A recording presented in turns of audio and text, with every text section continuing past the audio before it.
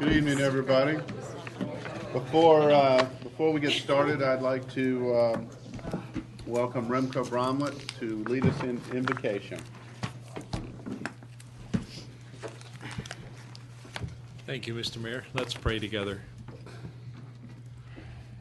Our merciful God, we are reminded in your word that the rain that has fallen in such abundance in the last couple of days is often a picture of the outpouring of your grace and mercy and loving kindness on your people. And like the rain can only do its work to produce crops in a thirsty soil, so your grace and mercy and loving kindness is only felt when our hearts are thirsty and are keenly aware of our need for you. And so we pray tonight that you incline afresh our hearts towards you and help us never lose our sense of thirst. And pour out upon this city and all that live in her your grace and your mercy and your loving kindness once more in abundant measure. And give to the city council and the mayor and the staff that serve it wisdom and strength and courage to do what is right and wise and good for the people of this city. And we pray that tonight you would pour out upon those that protect our city and those that respond to its emergencies your strength and your courage and your protection. And we pray that you pour out on those that are hurting an abundance of comfort, and that those who are struggling with the cost of life will receive an abundance of provision. In your name we pray. Amen. Amen. Thank you very much. Okay, I'd like to call the regular meeting of the Milton City Council for Monday, July 21st, 2014 to order. The city clerk would please call roll and make our general announcements. Good evening, Mayor and Council. I'll be happy to call roll for the July 21st, 2014 regular meeting. I would like to remind those in attendance to please silence all cell phones at this time. Those attending the meeting who would like to provide public comment, either during the public hearing or during the call for public comment, you are required to complete a public comment card prior to speaking on an item. There is no public comment for consent agenda items or items under first presentation. Those called to speak will be taken in the order that the speaker cards were received by the city clerk prior to the beginning of tonight's meeting. All speakers will identify themselves by name, address, and organization if applicable. The city council may allow public comment on either an agenda item or general public comment from a representative of such an organized group or association, provided that such an individual shall file a notarized affidavit that they have the authority to speak on behalf of said organization on a form provided by the city clerk prior to the agenda item being called. Demonstration of any sort within this chamber is prohibited, so please refrain from any applause, cheering, booing, outbursts, or dialogue with any person speaking. Please show the same respect to the person speaking that you will expect to receive yourself. Anyone in violation will be asked to leave. As I call roll this evening, please confirm your attendance. Mayor Joe Lockwood. Here. Councilmember Karen Thurman. Here. Councilmember Matt Koontz. Here. Councilmember Bill Luss. Here. Councilmember Joe Longoria. Here. Councilmember Rick Morick. Here. For the record, Councilmember Burt Hewitt is traveling and absent this evening. Would everyone please rise for the Pledge of Allegiance? I pledge allegiance to the flag of the United States of America and to the republic for which it stands, one nation, under God, indivisible, with liberty and justice for all. Again, I want to welcome everybody here tonight. We appreciate you being here. And we'll start out with our approval of the meeting agenda.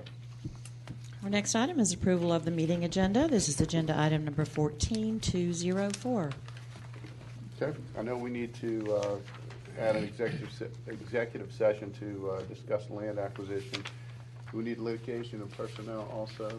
Mr. Mayor, I'm not aware of any litigation, Mr. Mayor. Just land. Land. I'd also ask just to add litigation in there too. So I'll ask for to add land acquisition and litigation. Anything else? Anybody have, counsel? Not. I'll open for a motion for the approval of the agenda. Mayor, I'll move to approve the agenda as prepared by staff with the addition of an executive session to discuss land acquisition and pending litigation. Second. Okay, we've got a motion, Councilmember Ross, second by Councilmember Kuntz. All in favor, please say aye. Aye. Any opposed? That's unanimous. Sudie, do we have any general public comment? We do not have any general public comment. Okay, well, I'm going to move on then, and if you will please read the consent agenda. The first item this evening is approval of the July 1st, 2014 special call city council meeting minutes. Agenda item number 14205. Next, approval of the financial statements for the period ending June 2014. Agenda item number 14206. Approval of a professional services agreement between the City of Milton and Ross Plus Associates for the provision of an impact fee study. Agenda item number 14207. Our next item is approval of Title VI Assurances and Non-Discrimination Agreement. Agenda item number 14208. Approval of an easement limited agreement between the City of Milton and Bell South Telecommunications, LLC, doing business as AT&T Georgia. Agenda item number 14209. Next, approval of a change order number 2 between the City of Milton and BM&K PC to provide State Route 372, Crabapple Road, Birmingham Highway, intersection improvement right-of-way services.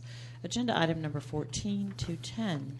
Our seventh and final consent agenda item this evening is approval of an acquisition contract for the purchase of a .3277 acre parcel by the City of Milton from J.W. Homes, LLC, for $46,000, located at the intersection of Lacoma Trace and Brannion Trail in Milton, Georgia.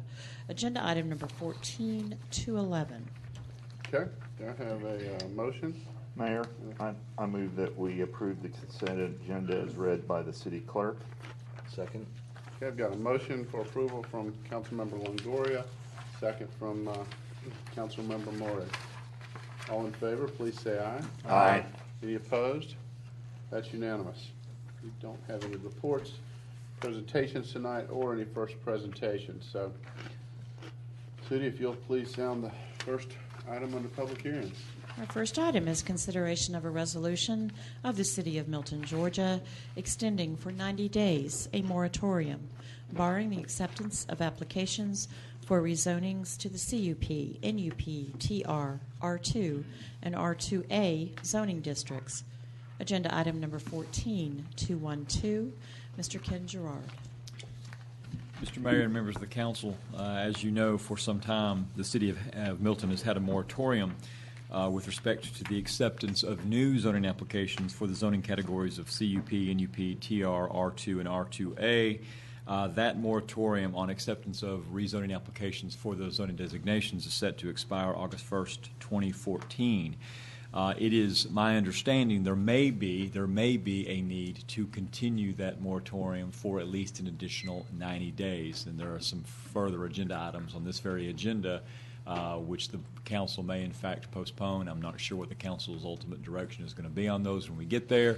But if that is going to be the case, and to the extent that the council wants to ensure that no new zonings are accepted if, for instance, further modifications by staff are needed before those come back to the council for final decision, it is necessary we have this public hearing.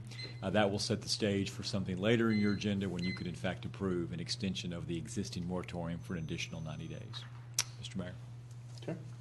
Let me ask before we get, do we have any public comment on the city? We do not, sir. Okay. Make sure, double check. The public comment on this issue? Agenda item number 11. Yes, we do, from Mr. Walter Rico. Okay. Please come forward, Mr. Rico. Hello, Mayor. My name is Walt Recook. I live at 615 Scarlet Oak Trail, Milton, Georgia.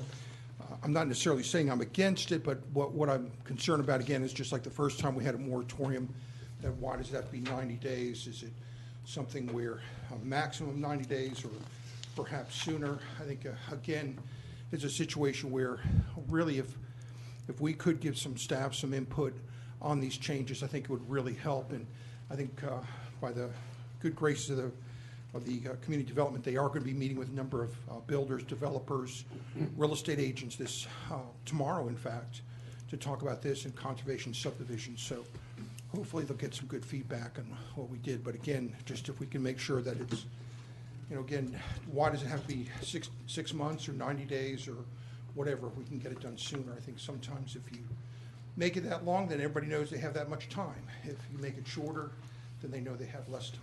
So that's my only comment. Thank you, sir. Do we have any other public comment? That's all, sir. Okay, I'll close the public hearing, and then I'll open up for discussion or questions to Ken or staff on the council. Anybody? Anything, Bill? Well, maybe just a comment, and Ken can elaborate on it. We set these time limits just arbitrarily, and it's not to say that we can't resolve an issue like this in 10 days and suspend the moratorium. So. We can take action to change that. Sure. And in fact, to Council Member Lusk's point, the way this resolution, if the council ultimately adopts it, the moratorium would end upon the adoption of these modified performance standards for these zoning codes, automatically, with no further action required. Okay. Anybody else? Okay. Do I have a motion? Mr. Mayor, I think at this point, with the public hearing concluded, we can simply go on. I think this Okay. item again appears Yes. under new Okay, business. we got it later on. Okay. Yes, sir. All right. Sudie, if you'll please call the next item. Our next public hearing, this is the second public hearing for this item, consideration of an ordinance of the mayor and council of the city of Milton, Georgia, to establish the ad valorem tax rate of the city of Milton for fiscal year 2014 and for other purposes. Agenda item number 14194. First presentation was heard at the July 7th regular council city meeting. First public hearing was held July 7th at the regular city council meeting. Ms. Stacy Inglis. Good evening, Mayor and Council. According to the Official Code of Georgia, 48.532, we are required to hold 3 public hearings on the establishment of a millage rate when there is an increase in the tax digest. As Sudie mentioned, the first public hearing was held on July 7th. Tonight is the second public hearing. The third public hearing and adoption of the millage rate will be presented on August 4th. Tax bills are projected to be mailed on September 1st, with the taxes due on October 31st. So the total tax digest is $2,112,490,166. Please keep in mind when I say property taxes the tax digest includes real, personal, and motor vehicle taxes. So the total taxes levied will be $9,994,191. Property taxes will be almost $9.5 million, and motor vehicle taxes will be about $500,000.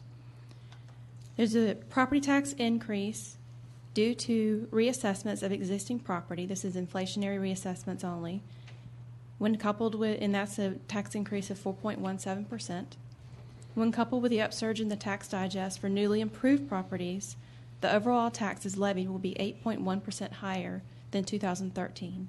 And please understand this is not a millage rate increase. This is simply an inflationary increase for reassessments of existing property.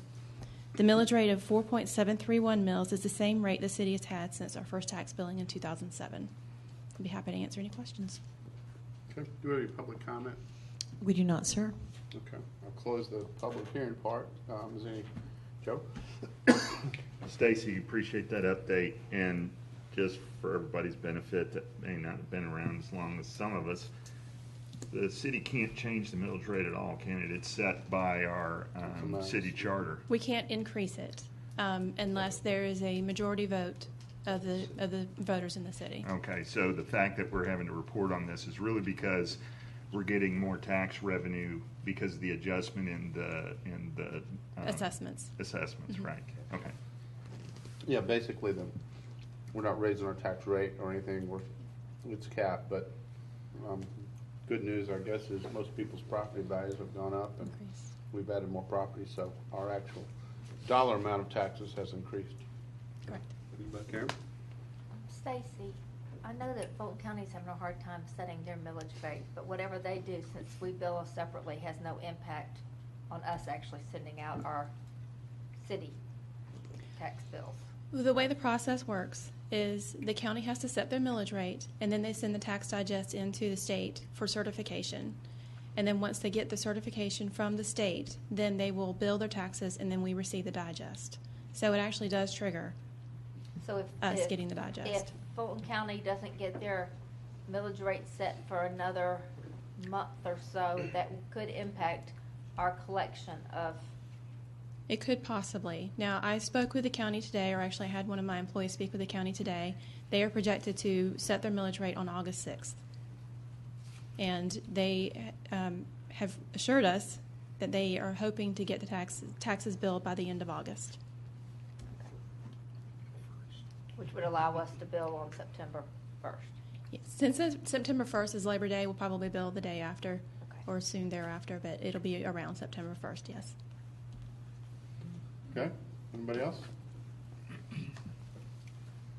All right, we'll move on to our zoning agenda.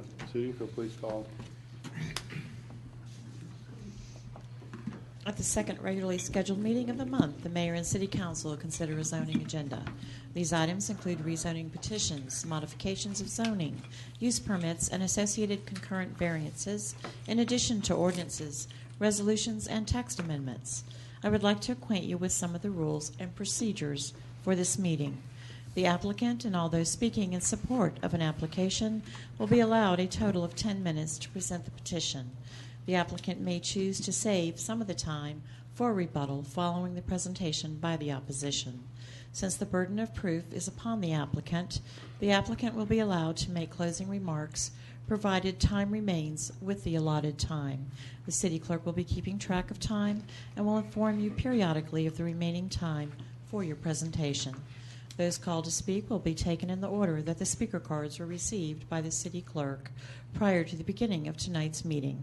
All speakers will identify themselves by name, address, and organization, if applicable, before beginning their presentation. The Planning Commission has heard the rezoning agenda items, and recommendations have been forwarded to the mayor and city council for consideration and disposition. In addition, the applicant shall not submit material to the council during this meeting unless requested to do so. All material that you wish to be reviewed by the council in consideration of your application should be submitted to the Community Development Department to be included in the normal distribution of packages to the council. When an opponent of a rezoning action has made within 2 years immediately preceding the filing of the rezoning action being opposed, campaign contributions aggregating $250 or more to a local government official of the local government which will consider the application, it shall be the duty of the opponent to file a disclosure with the governing authority of the respective local government at least 5 days prior to the Planning Commission meeting. A violation of relevant state statute constitutes a misdemeanor. Therefore, if you have contributed $250 or more to a council member and you have not filed a disclosure prior to the Planning Commission meeting, the city attorney strongly suggests that you have someone else speak for your point of view. Our first zoning item this evening is consideration of RZ 1410, VC 1401, 13941, 13943, 13945, Highway 9 Northeast Side by Phoenix Senior Living LLC, containing 5.3 acres, currently zoned OI Office Institutional to OI Office Institutional, to develop a 74,000 square foot assisted living memory care facility, 86 units, and a concurrent variance to increase the height of the building from 2 stories and 30 feet from average grade to the eave to 3 stories and 36 feet to the eave. Agenda item number 14187. First presentation was heard July 7th, 2014 at the regular City Council meeting. Ms. Kathy Field. Thank you, Mr. Mayor, members of the City Council. If I may. Yeah, let me make an announcement. For myself, I at one point was involved with and I get Ken to confirm this.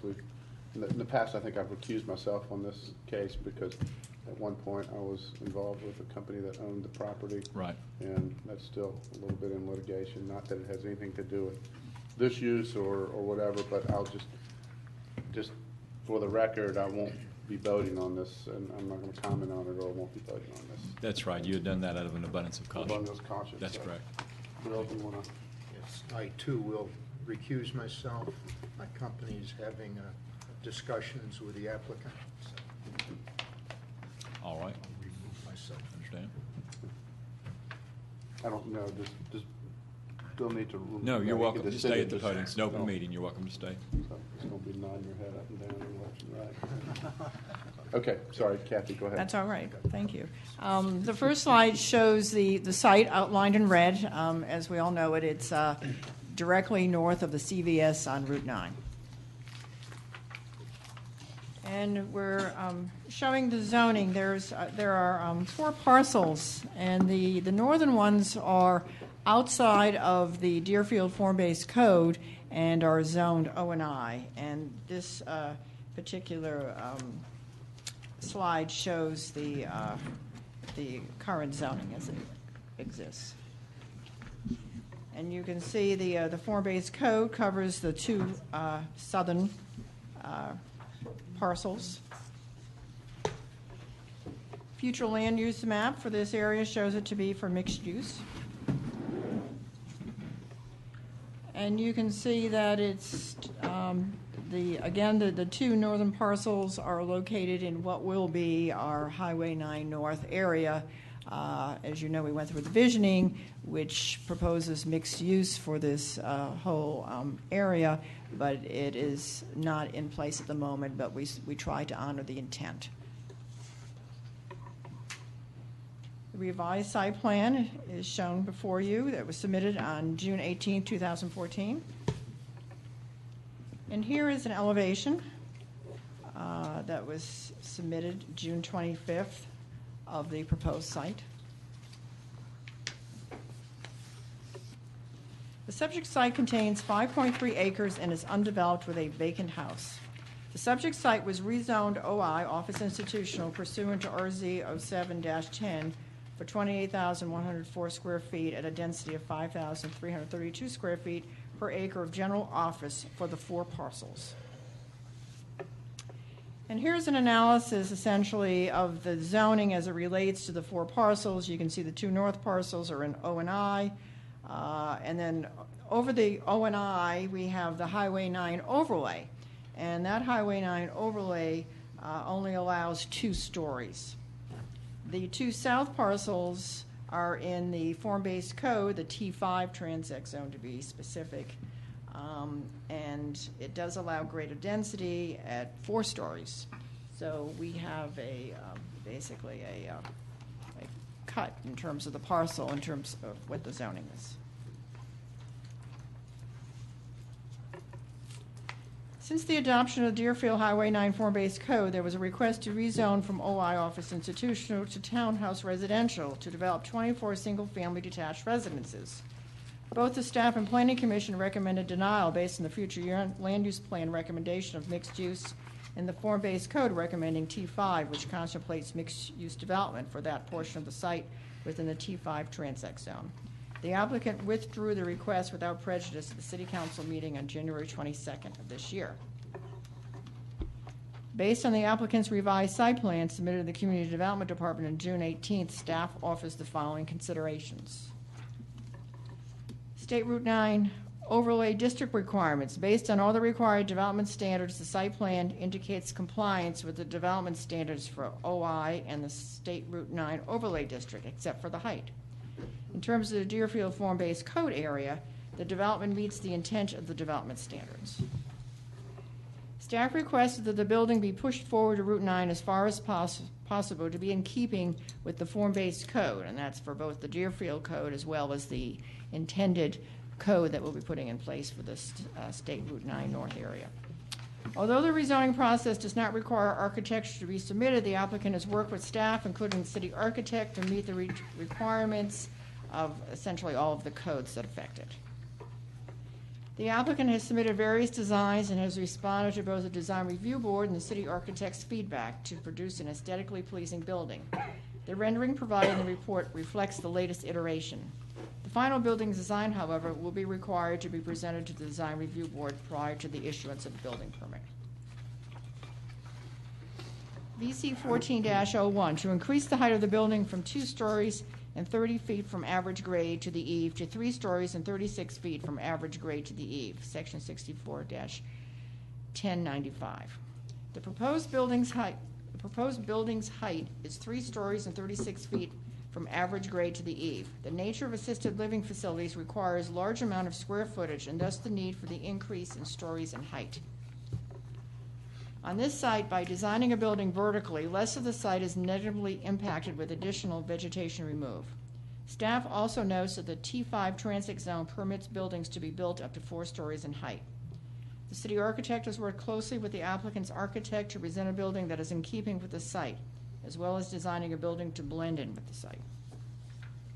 It is staff's opinion that the applicant has demonstrated that relief, if granted, would not offend the spirit or intent of this zoning ordinance.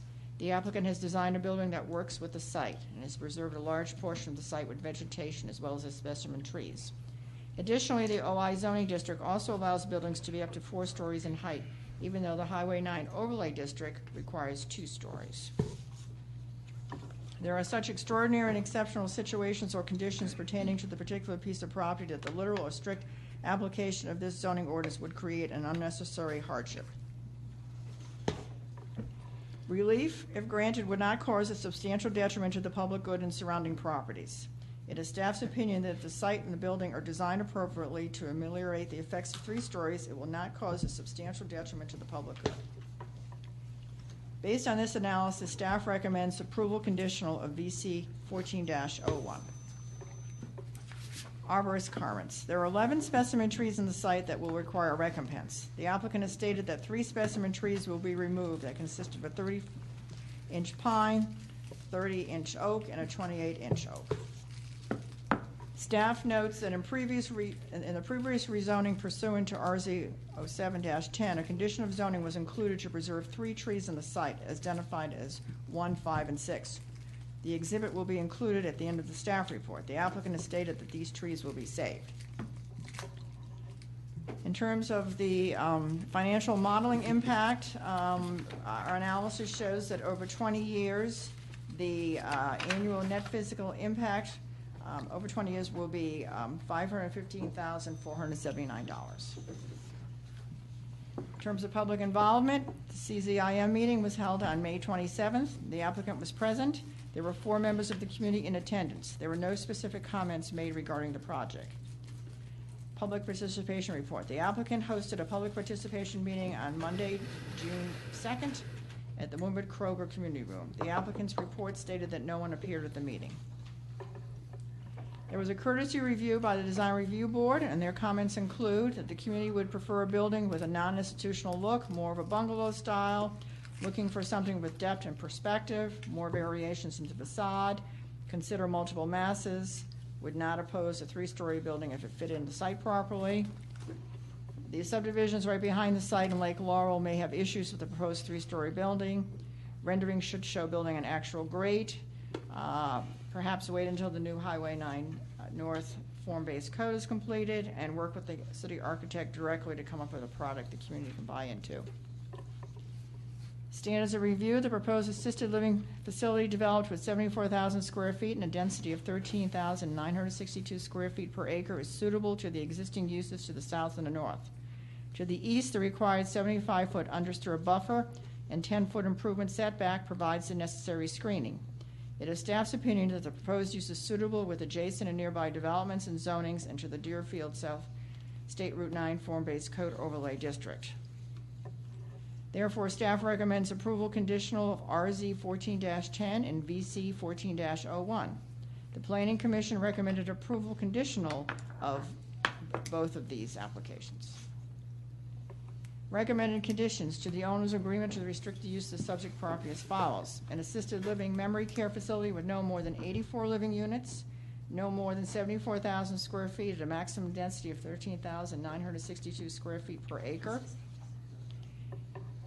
to the revised site plan received by the Community Development Department on June 18th, 2014. Said site plan is conceptual only and must meet or exceed the requirements of the zoning ordinance and all other applicable city ordinances.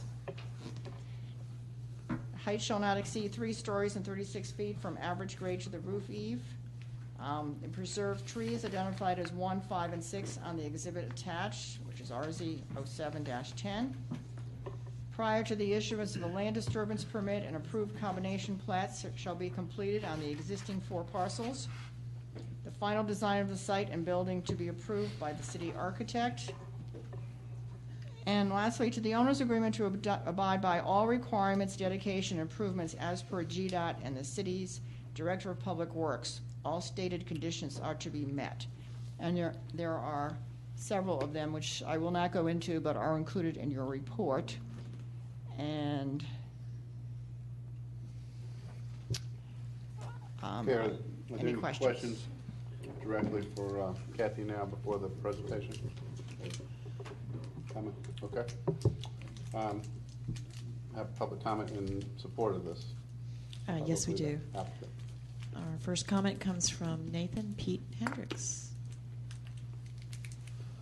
Before I start, Robin, if we could take a look at the preamble page, and then in addition, recommended conditions, 186. It's 86. 86. It's 86 units, not 84 units. The PowerPoint says 84, but it's actually 86 in your package. Right. Mr. Mayor, members of council, Pete Hendricks, practice law at 6085 Lake Forest Drive in Sandy Springs. But Kathy's been through the litany of the application, and with particular regard to the concurrent variance being sought, the hardship unique to the property, the standards that must be met in order to achieve the relief that's being sought under the concurrent variance, and the fact that your staff has found that the applicant has fully complied to each and every one of those 3 primary standards that are required. It's 5.3 acre tract contiguous, and to the south is CVS zoned to the C1 classification.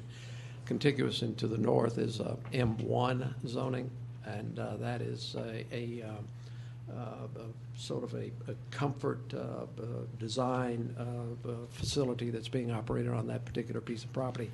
I think out of all of your staff review and comment, to me probably the most poignant appears on page 17, where it says the site is bisected between the traditional OI zoning district with the State Route 9 overlay district and the Deerfield Highway 9 form-based code overlay. Staff has reviewed the site and the building so that the portion within the form-based code development meets the intent of those standards, as well as the portion within State Route 9 overlay. The development meets these standards. Speaking to the same point again on page 23, once again, confirmation with your comprehensive plan. As we have gone through this, we know of no opposition that has come forward. We have a recommendation of approval out of your staff on both the rezoning request as well as a concurrent variance request. Jesse Marenko, who is the person that is the principal and the applicant, is the person that would undertake the ownership, development, management of this property if you all see fit to approve it. So I'm going to let Jesse step up and explain who he is and what his background is. And with that, we would respectfully request your approval of both applications pursuant to the recommendation of your staff.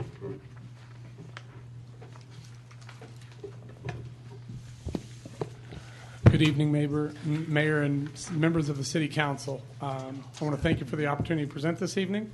My name is Jesse Marenko. I'm the owner and operator of Phoenix Senior Living.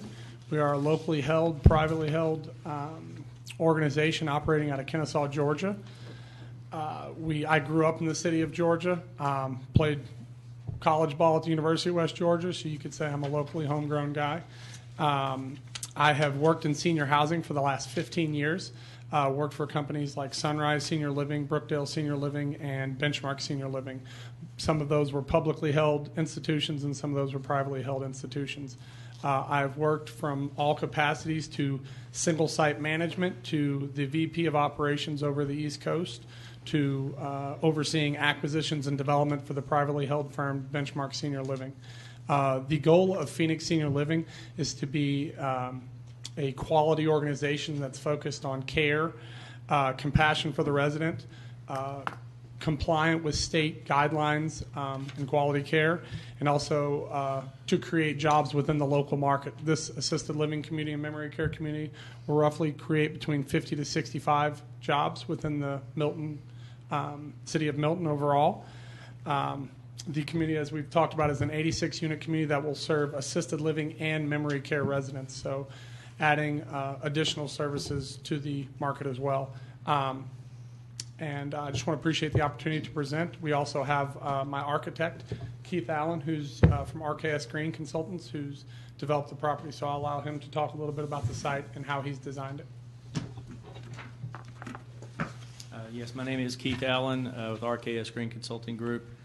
We are based in Cumming, Georgia, an architecture and civil engineering firm, and we are doing the architecture and the civil engineering on this project. My civil engineer is out of town, so I'm trying to step in on his behalf. What we tried to do first and foremost with this site was to align with some of the proposed realignment of the Bethany Bend area, and the realignment on the west side of Bethany Bend is proposed to come in at roughly the center of our site, and so we tried to establish the entrance at that point to where the future could be signalized intersection if necessary. We believe Georgia DOT is going to accept this as the best point, and it also allows us to place the building on an even portion of the site where we can slope down from this area and slope down again over here. There's about 20 feet of fall from front to back. It's a little deceiving when you look at the site. There is a good bit of fall, but we are proposing that the building be about 6 to 7 feet below grade at this point, below the road, I'm sorry. And so the circulation of traffic would be to come in and go through this way. We've tried to minimize the number of parking at the front of the site to just 11 visitor spaces. This allows us to put the building closer to the road as requested by the Planning Commission. And we've worked with the city architect to come up with a building that is pleasing with the bungalow craftsman style with stone and brick comprising 75% of the building to meet the form-based code intent. And so with this, we're asking approval of this item. Okay. Do we have any other public comments, those speaking in support of this application? That is it, sir. Okay. Do we have any public comment speaking in opposition? We do not, sir. Okay. I will close the public hearing now, unless the applicant would want to. You could use your time if you. Just you need one to. closing comment. I think endemic with this type of use, we have benefit that runs of being a very quiet, very non-invasive and non-intrusive use. You have no AM and PM peaks. You have modest amount of traffic coming and going, and obviously you don't have an infusion of school children. So with that, I think it really fits within the fabric of the mix of uses that is envisioned for this part of the city. Thank you. Thank you. Okay, I'll open up. Does the council have any questions for either applicant or staff? Matt? With regards to staff, I'm just making sure, we have 86 units, I think, 30 some odd parking spaces? Is that normal for a commercial property like this? I just wanted to verify. Kathy, did you guys know, or? It does. There's an actual ratio that's required in the code for this type of use, and it actually they actually have a few more parking spots than required by the code, So yes. it's and we have a specific code just for senior. Exactly, housing. Gotcha. yeah. Okay. Anybody else? Any questions? Okay, comments? Yeah. Okay, we've closed the public hearing for questions, so actually, if there's no questions, I'll open the floor for a motion. Mayor, I move that we approve RZ 14-10/VC 14-10, agenda item number 14-187. Second. Okay, we have a motion for approval from Councilmember Longoria, a second from Councilmember Morig. We've got myself, the mayor, and Councilmember Lusk abstaining from the vote, so I'll ask for a vote. All in favor, please say aye. Aye. Any opposed? That was unanimous among the 4 council members that voted. Okay, thank you. Thank you. Great, thank you all very much. Sudi, if you wouldn't mind calling next public hearing item. Next zoning item is consideration of ZM 1406, southeast corner of Birmingham Road, containing 22.30 acres, currently zoned MIX, mixed use, and AG1 agricultural, by Cap Key Birmingham Partners, LLC, to modify Condition 1D, to delete the community park and community septic system, to modify Condition 2A, to revise the site plan, RZ 14-0116. Agenda item number 14-188. First presentation was heard at the July 7th, 2014 regular City Council meeting. Ms. Kathy Field. Yes, thank you, Mr. Mayor, members of the council. On the slide, you can see the area parcel outlined in red. This was the same parcel that came before you last month. The current zoning shows for the northern part of the parcel to be mixed use, and then the lower part to be AG1. This is the revised site plan that was submitted on June 17, 2004. It was the original site plan from 2004 for the approved zoning at that time. In terms of history and background, at the June 16, 2014 meeting of the Mayor and City Council, the applicant's request pursuant to ZM 14-03 to amend conditions 1C, 1D, 2A, and 3B were approved. These amended conditions deleted the requirement for the daycare facility, allowed single-family homes, and requested that curb cuts along Birmingham Highway be determined by the Georgia Department of Transportation, and lastly, modified the site plan. After further evaluation of the site plan with original conditions approved pursuant to 2004Z-116 by Fulton County, staff determined that condition 1D had not been met. Pardon me. Staff also notes that there are 2 conditions numbered 1D, and this is a typo from the Fulton County conditions, and therefore the need to modify it to eliminate the community park and community septic system. In addition, staff requested that condition 2A be included to remove the reference to the community waste water facility indicated in the site plan within the AG1 portion of the development. And just to essentially summarize what is going on here in terms of the request is that the applicant would like to use the community septic system that's on the northeast quadrant, as opposed to using the one that was included on their site plan and as part of their the original rezoning. There was a separate community septic system on the southeast quadrant. So they would like that to go away, and they would like instead to use and share the existing one that's behind Publix. And so therefore there's a request to modify the condition as well as to change the site plan, which actually has a delineation on the site plan of this request as well, or of this requirement, I should say. So therefore the proposed modifications to the conditions are to delete from 1D the requirement for a community park, community septic system, and essentially just make reference to the residential development on the 1 acre minimum lots on the 13 acres. These are the 13 acres that are zoned AG1 on the southern end of this proposed development. Also, to change the site plan to the one dated June 17, 2014, and that will delete on the site plan that requirement for the community septic system on that southeast quadrant. So it's a change of condition and a change to the site plan.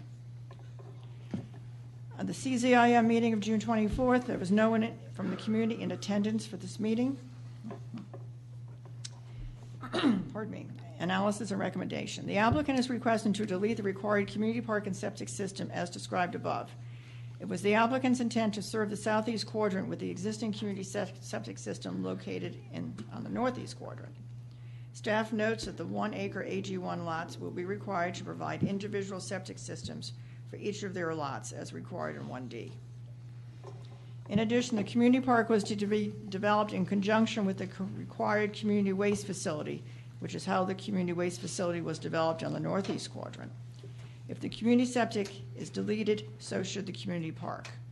Below is the letter from the engineer indicating that there is future capacity for the southeast quadrant using the northeast quadrant's community septic system. And this is the letter that we have from Ken Wood stating that there is capacity in the community septic system in the northeast quadrant to serve the southeast quadrant.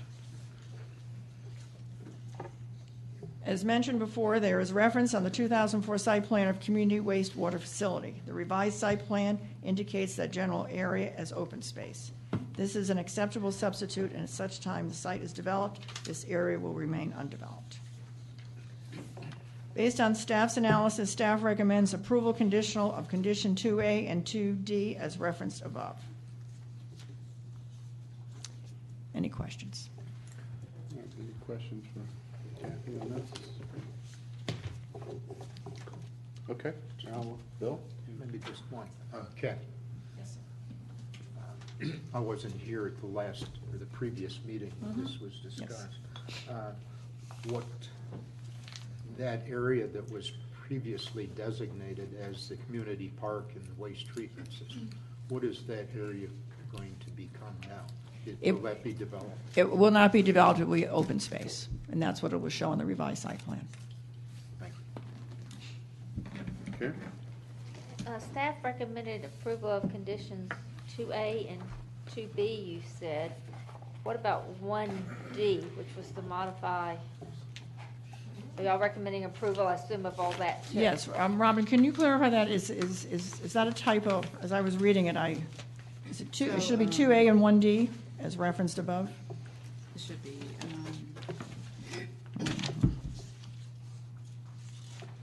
it's 2A and it is 1D. Yeah, so And that's in the report. Okay, so it's not 2A and 2B, it's 2A and 1D. Correct. Okay. Thank you. Okay. Any more questions? All right, do we have public comment? Sudi, Yes. start with those in support. In support, we have Miss Lauren Wempfheimer.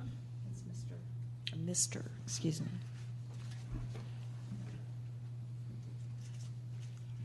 I defer or reserve my time for Ken Wood. Mr. Kenneth Wood.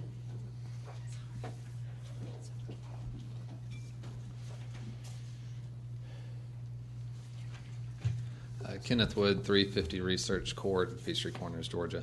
We came before you last month to talk about the project, so I'll keep it brief. But essentially, this is the previous site plan from the last time, and this is a location that was specified for the community septic tank. And when we got to looking at it, we realized that it was just kind of one of the site planning things that we came across previously with it, where sometimes things just kind of get put on the plan where there's space left over, and we realized that the slopes in this area are too steep for a community septic field, so it wouldn't have worked anyway.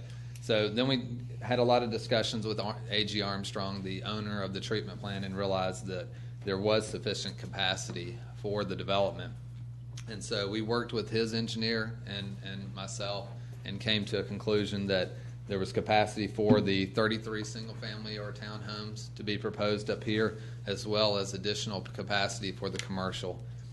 For some reason, if everything wanted to be a restaurant and we slightly exceeded that additional capacity, we also have areas down just below the commercial that we could do an additional couple of septic lines if we needed to, but we don't anticipate that.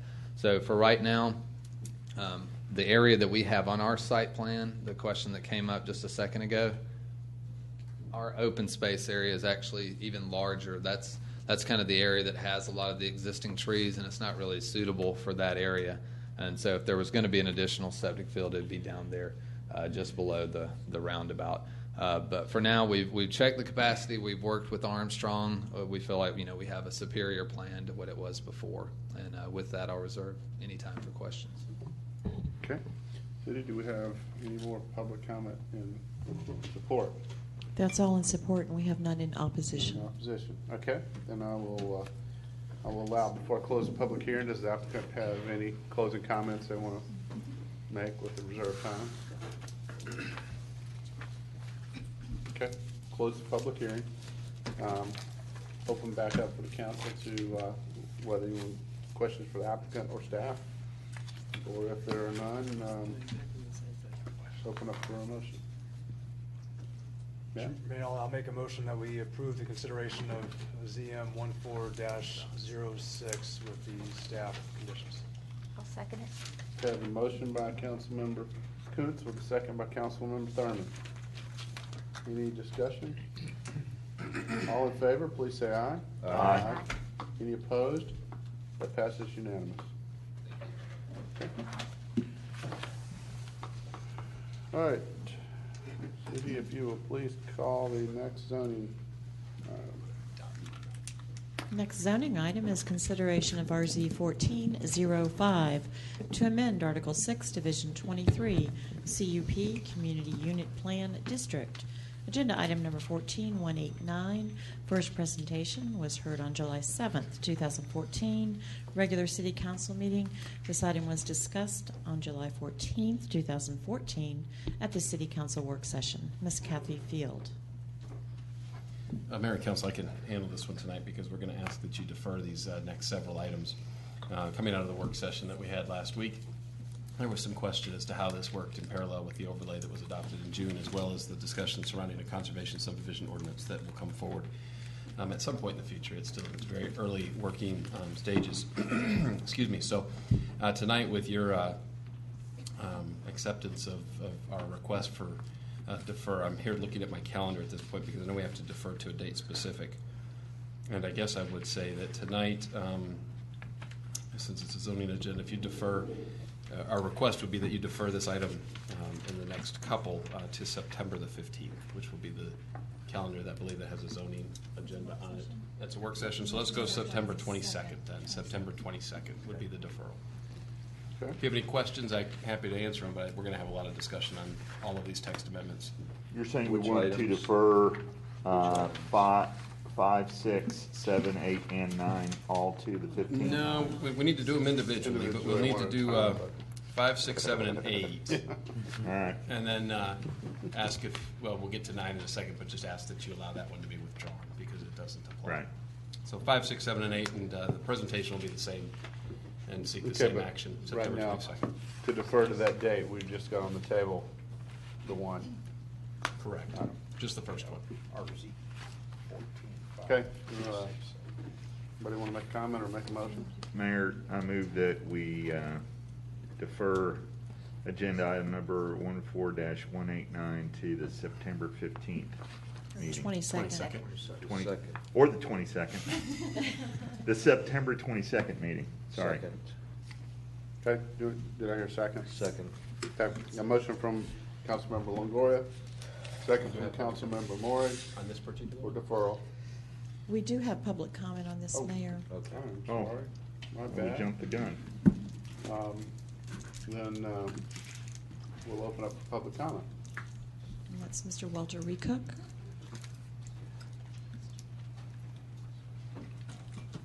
Mr. Mayor, before you get started, I recognize that you've indicated you want to speak on this item and the next three. Mr. Mayor, if you'd accept it, I think we would just hear one public comment on all four of them. I'd be very happy with that. Okay. How about the rest of Okay. council? You It is okay. Do you agree with that, Mr. Reed? Yeah. Yeah. Okay. Thank you very much, Mayor, Council. It looks like I don't need to speak, and all I wanted to do is say thank you and give us an opportunity to all look at this and work on it. So I think that's all. I didn't know which way it was going, so I had to sign up before we even had this discussion. So I understand. So thank you so much. Okay, thank you. Any more public comment, City? That's all, sir. All right, I'll close the public hearing, and I'll ask for a motion again, because I'm going to assume Ken. I can get it right the second time.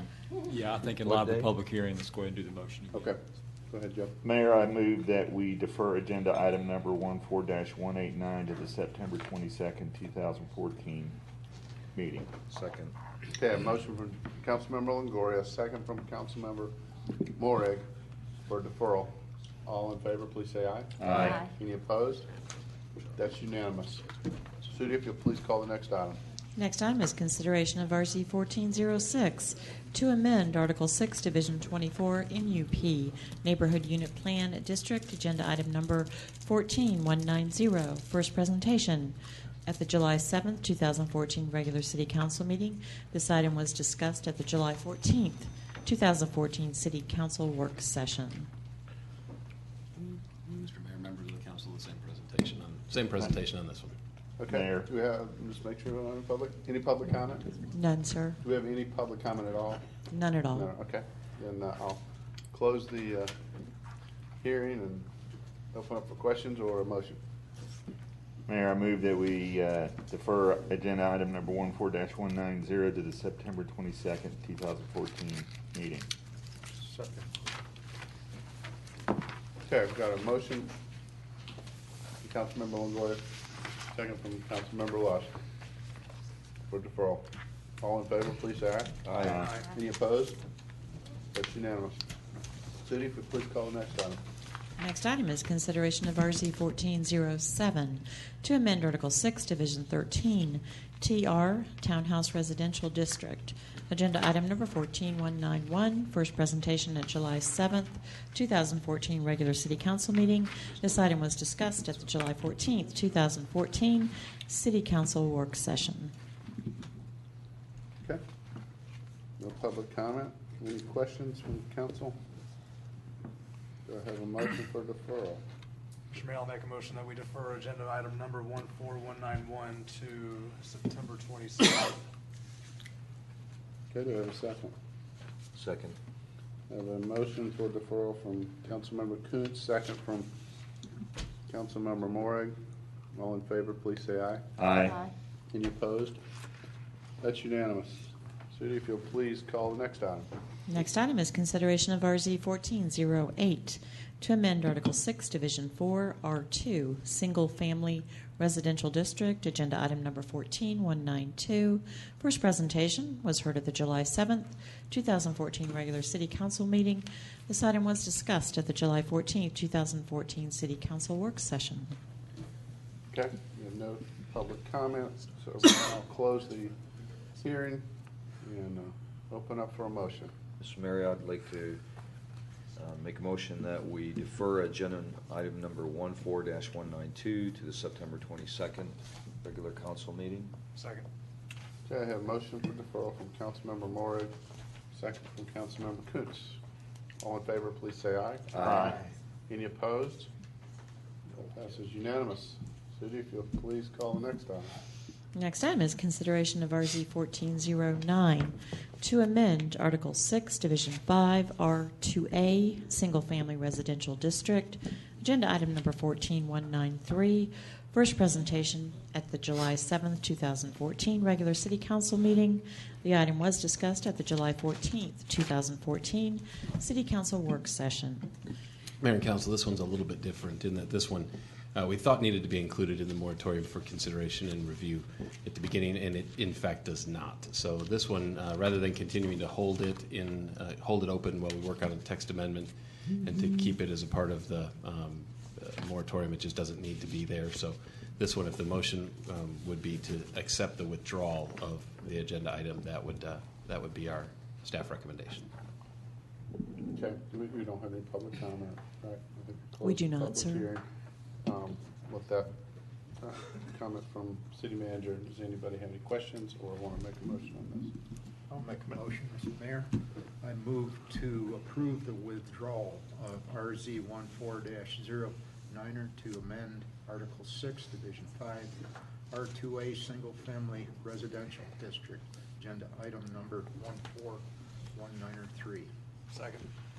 Okay, I have a motion from Councilmember Lusk and a second from Councilmember Coons to withdraw this item. Any discussion? All in favor, please say aye. Aye. Any opposed? That's unanimous. Okay, we can move on to new business. Sudi, if you'll read the first item. Consideration of a resolution for the City of Milton, Georgia, extending for 90 days a moratorium barring the acceptance of applications for rezonings to the CUP, NUP, TR, R2, and R2A zoning districts. Agenda item number 14212. Mr. Ken Gerard. Mr. Mayor, members of the council, this is the other side of the coin after the public hearing you had earlier with respect to the continuation of this moratorium. I think we had addressed the council's questions at that time. This would extend the moratorium for 90 days, the sooner of either 90 days, October 31st, 2014, or when you otherwise take substantive action on the text amendments that candidly you just postponed. If there is an interest in approving this resolution, I would ask that you modify or basically approve the resolution but remove all references to R2A based upon the action you just took in withdrawing that as a potential text amendment. What I will do then is have it modified to omit all references to R2A and then have a resolution for your signature. Okay. Any questions for Mr. Gerard? All right, I'll open up. Joe? Mayor, I move that we approve a resolution of the City of Milton, Georgia, extending for 90 days a moratorium barring the acceptance of applications for rezoning to the CUP, NUP, TR, and R2 zoning districts. Agenda item number 14-212 with specific instructions to staff to make sure that we remove all references to R-2A in the current written resolution. Thank you. Second. Okay, got a motion from Councilmember Longoria and a second from Councilmember Kuntz. Discussion? All in favor, please say aye. Aye. Any opposed? That's unanimous. Okay. We will move on. Anything the council wants to report on? All right. I believe I'm going to be absent. Our next meeting somewhere on the 1st of August, or the 4th, or whatever. But Joe will be here. Okay. All right. Staff, you got any reports before we go into executive session? Got just a couple, Mayor and Council, tonight. Want to remind you and invite you, and you'll be invited more officially next week to the Bell Memorial Park groundbreaking scheduled for August the 8th. I also want to ask you that if there's anybody that you feel as though we should invite to that groundbreaking, if you please just email me. We've consolidated a good list we think is appropriate, but if there's anybody out there that you'd like to invite beyond the Mayor and Council, obviously Parks and Rec Advisory Board members and folks like that, please shoot that to me so we don't leave anybody out. I'll be absent to that, too. You'll be absent, okay. You can Photoshop me in, maybe. August 8th? August 8th. August 8th. August 8th. Have we issued a notice to proceed to the contractor? We will be doing that this week. We're finishing up the conformed documents based on the VE and approval of council last week and executing that contract. So they'll start before the groundbreaking. They'll be doing some work prior to the groundbreaking. Okay. So there might be a little bit of ground broken, but we'll be at the ground broken ceremony. I'll report to you that the employee picnic, or kind of family fun day, that was our first ever annual canceled softball game that got rained out, was a very well attended here at City Hall. We moved it inside City Hall, and we initially thought we were going to have 80 people attend, and that number was much larger than that. So it was a good day for a Saturday that I thought was really going to be a low attendance because of our having to modify because of the weather. So appreciate the couple of council members that showed up for that. Matt and Bert were there, and appreciate that. Green space preservation, that's still something that Mr. Daniel will be in town next week. I know Christine is working to schedule you all for appointments if you want to come talk with Mr. Daniel specifically. Certainly not a requirement, but if you want to, we'll make that arrangement for you. If you can't, it's no big deal. We'll be happy to get you on the phone with them or something along those lines. But think about scheduling that. And finally, I want to report that this weekend, starting, I guess, Friday in through Sunday, as you know, our police department will be in front of the Commission for Accreditation of Law Enforcement Agencies seeking its initial accreditation award, which is a real high honor in a law enforcement agency. That really is one of those things that kind of sticks you out there as having, number one, a professionally run agency that has sound policy, sound procedures, and sound safeguards in place in all of the facets of your operation. Our agency will sit in front of that commission on Saturday morning with the hopes of being officially accredited Saturday night. So I hope that when we return on Sunday from just outside of Chicago, that it is with a accreditation award, and that's a real feather in the cap of the city to be at the stage that it can sit for that type of an honor. So we'll wish the chief and her staff luck. I'm going to go up there on Friday and come back on Sunday. And if anything goes awry, I'll let you know, but I hope to report good news when we return on Sunday. So, good deal. That's what I have tonight outside of executive session. Okay. Do I have a motion to move into executive session to discuss land acquisition and litigation? So moved. All right. Do I have a second? Second. All right. I have a motion from Councilmember Kuhn, second Councilmember Lusk. All in favor, please say aye. Aye. Any opposed? That's unanimous. Our clown.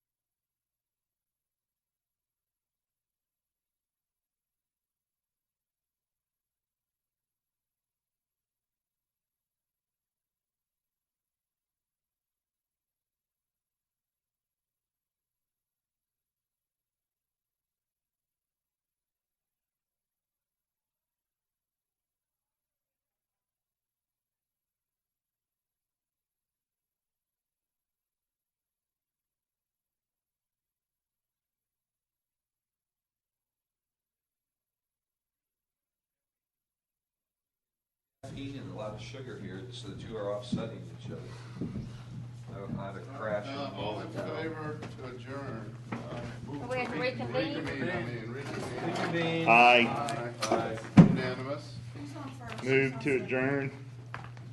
I just have a motion and a second to reconvene, and that passed, and now I have a motion and a second to adjourn.